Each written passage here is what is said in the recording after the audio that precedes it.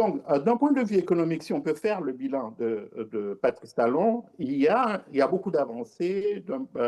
Il a réussi, par exemple, à augmenter les recettes fiscales de l'État, ce qui a permis d'investir, que l'État puisse investir. Il a assaini les finances publiques. Il a amélioré les infrastructures dans le pays. Il a donné une trajectoire avec une volonté de faire du Bénin un pôle touristique attractif. Mais en même temps, il y a quelque chose qui, je ne sais pas, est-ce que ça va perdurer? Il a mis en place un certain capitalisme de connivence. Est-ce que ça va être l'un des défis pour le nouveau président? Comment faire cohabiter ça avec la volonté, l'émergence de nouveaux acteurs qui voudront s'intégrer aussi dans la machine économique et avoir des parts de marché, alors que c'est le capitalisme de connivence de Patrice Talon qui, jusqu'à présent, est de cours. Maintenant, sur le plan politique, comme je le disais tantôt, il a été quelque part le fossoyeur du pluralisme politique béninois. Avec lui, la démocratie béninoise a fait des pas en arrière. Avec lui, l'implication des citoyens dans le débat politique s'est fait moindre. La participation citoyenne aux scrutins électoraux a été moindre. Donc, ça, c'est aussi ce qu'il y a à mettre au niveau du passif. Donc, il y a de bonnes choses, il y a des choses que l'on dira un peu moins bonnes et des choses qui sont carrément mauvaises. Analyse, décryptage, l'info brute, le débat sans tabou. Au-delà des discours, la réalité des faits pour comprendre les enjeux politiques. Revenons sur Patrice Talon, le président sortant, celui qui a en quelque sorte offert le fauteuil présidentiel à Romuald Wadani, qui était son ministre des Finances, son bon petit, comme on dit en Côte d'Ivoire. Patrice Talon qui s'est confié le jour du scrutin sur le rôle public qu'il entendait désormais jouer. Alors vraiment, mon sentiment est un sentiment de satisfaction, ce que j'ai obtenu depuis quelques jours. Et je quitte la charge avec le sentiment d'avoir donné le meilleur de moi-même, d'avoir amené le pays à faire quelques pas dans tous les domaines. Quelle est votre prochaine destination, Monsieur le Président? La retraite. J'ai besoin de faire autre chose, de m'amuser, de sortir, mais tout en restant un bon citoyen. Et dans la charge qui a été la mienne depuis 10 ans, il est illusoire de penser qu'on peut s'effacer de sorte à ne plus même exister. Ne serait-ce que vous, quand je vous croise dans la rue, vous me direz, Monsieur le Président, dites-moi sur telle chose, qu'est-ce qu'il faut faire, qu'est-ce que vous pensez, qu'on sort. J'échangerai avec vous, sans chercher à influencer ce qui se passe dans le pays, mais je resterai un citoyen. Je resterai un ancien président, je resterai une personnalité sur laquelle il y aura toujours un certain regard. Vous voyez nos anciens présidents de l'Assemblée nationale, même étant plus dans la charge, ils sont toujours, surtout dans la communauté africaine, ils ont toujours un rôle de patriarche, de sage, de personnalité communautaire. Et alors je reste dans ce rôle-là. Je peux vous rassurer que celui qui va gagner les élections, la campagne est terminée, on n'a pas le droit de dire plus aujourd'hui. Si nos prières sont exaucées, conduira le pays vraiment encore plus loin.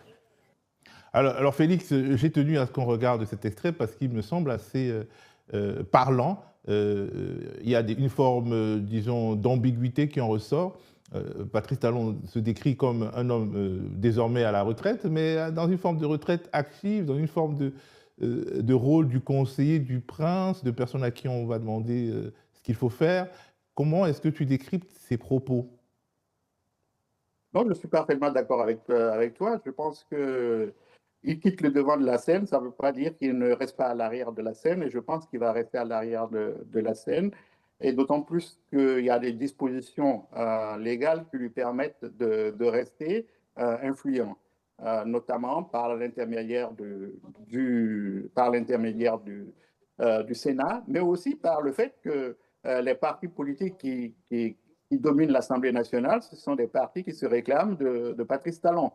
Donc, politiquement, il va continuer à exister. Politiquement, il va continuer à avoir beaucoup d'influence. Et comme il le dit lui-même, il ne quitte pas véritablement la scène, il quitte le devant de la scène. Voilà, c'est comme ça que l'on peut dire, on peut le dire. Mais je ne pense Est-ce pas qu'il que va ce être le soit président quelqu'un du conseil d'administration de l'entreprise Bénin? Est-ce qu'il veut être? Voilà, ouais, ouais, on peut utiliser cette image. Oui, effectivement, ça peut être un peu ça. Ça peut, avec un droit de veto.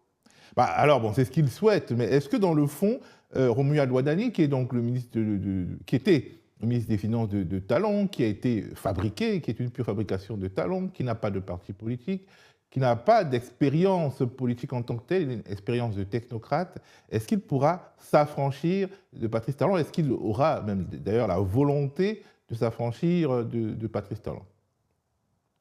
Ben, écoute, ça, je ne sais pas trop parce que ne le connaissant pas personnellement, n'ayant pas beaucoup, je ne l'ai pas beaucoup entendu s'exprimer d'un point de vue politique pour pouvoir analyser quelles sont ses positions politiques.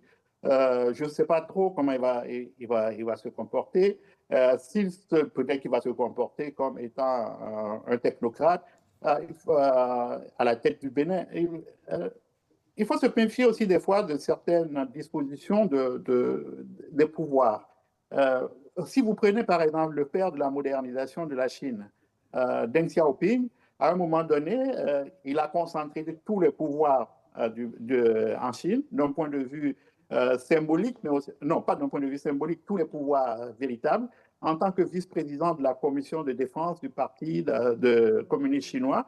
Mais il n'a jamais été secrétaire général du Parti communiste chinois, il n'avait été président de la République, pourtant il était l'homme fort du régime et c'est lui qui a impulsé les réformes nécessaires à la Chine. Je ne fais pas de comparaison de ce point de vue, donc est-ce que Romuald Wadani va être un président de la République qui acceptera le fait de cohabiter, de coexister avec son mentor? Je pense que c'est possible. Est-ce qu'il voudra se détacher de lui, essayer de prendre sa propre voie?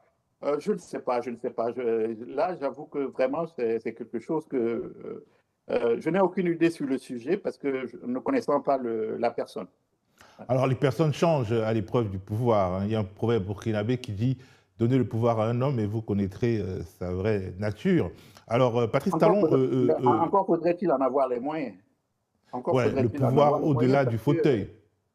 Ouais, non, le fauteuil ne suffit pas. Parce que je t'ai expliqué les dispositions légales avec la question du Sénat et aussi avec la question des partis politiques qui sont représentés à l'Assemblée nationale et aussi avec la question du pouvoir économique. Parce que Patrice Talon, c'est l'une des premières fortunes du pays, sinon la première.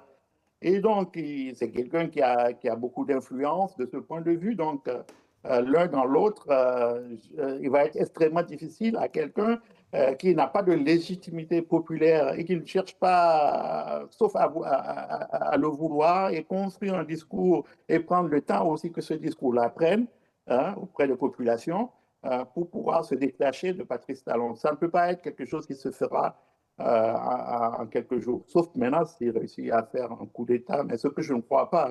Voilà. Alors, Patrice Talon, peut-il toujours revenir dans un format Poutine-Medvedev-Poutine, d'un point de vue légal et d'un point de vue politique?